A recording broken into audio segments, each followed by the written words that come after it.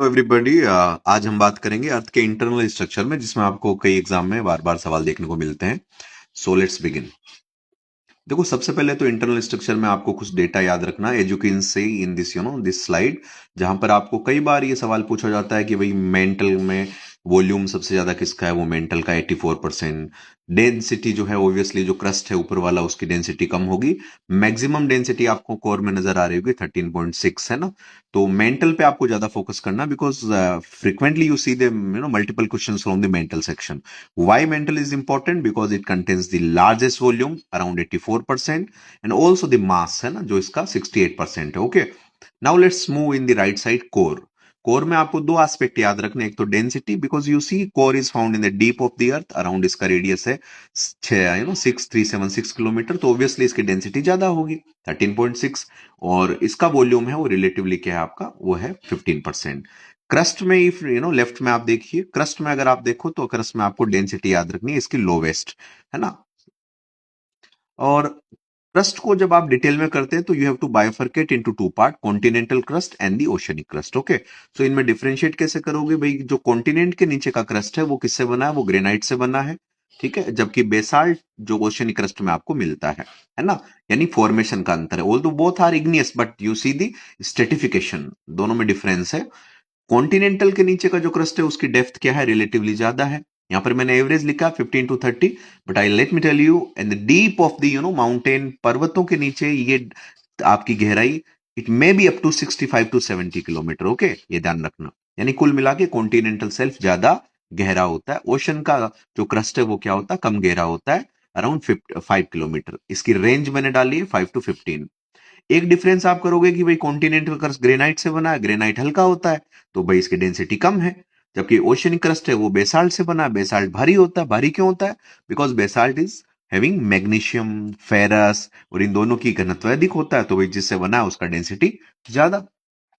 ठीक है, तो और एक आप कह सकते हैं, बिकॉज जो आपका कॉन्टिनेंटल क्रस्ट है, since it contains large amount of silica, alumina, feldspar, quartz, इसलिए आप इसको सियाल भी कह सकते हैं।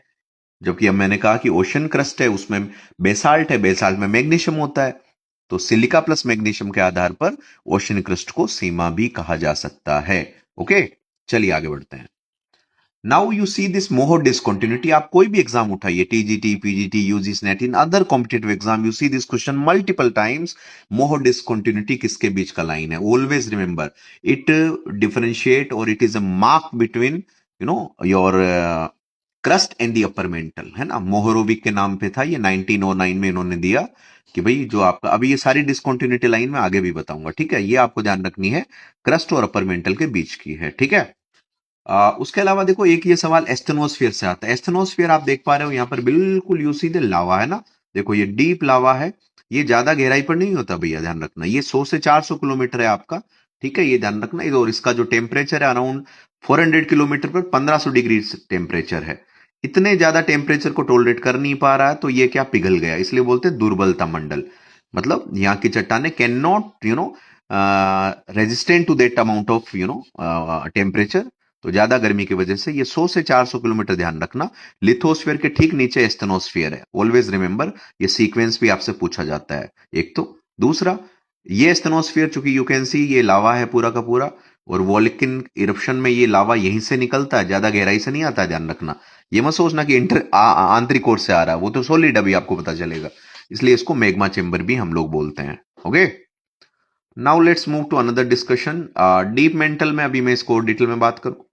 मेंटल को दो भागों में देखो आपका, खासकर जैसे जो लोअर मेंटल है ये 700 से 2900 किलोमीटर है, इसको क्या बोलना है, मध्य मंडल बोलना है। बिकॉज लगभग ये आपके रेडियस के अप्रोक्सीमेट मिड में है। ठीक है, उसके अलावा एक इंपॉर्टेंट चीज आपके एग्जाम के हिसाब से कोर की बात करते हैं भाई। ऑलवेज रिमेंबर, ये जो इनर कोर है आपका, जिसका रेडियस है 6371, इनर कोर है, ये ध्यान रखना। 5150 से 6371 ये आंतरिक कोर है। इसको क्या बोलोगे, बेरिस्फीयर बोलोगे। ठीक है, और मैं बता दूं, ये आपका तापमान तो बहुत है, लेकिन दाब की वजह से ये इनर कोर जो बेरिस्फीयर है, ये सॉलिड स्टेट में है, ध्यान रखना। तो कभी ये मत बोलना आंतरिक कोर है ना आपकी जो है लिक्विड है। ठीक है, उसके अलावा सबसे इंपॉर्टेंट इस पे फोकस करिएगा, ये सारी मार्क बाउंड्री है, इसका रट्टा लगा लेना आप सब लोग, है ना।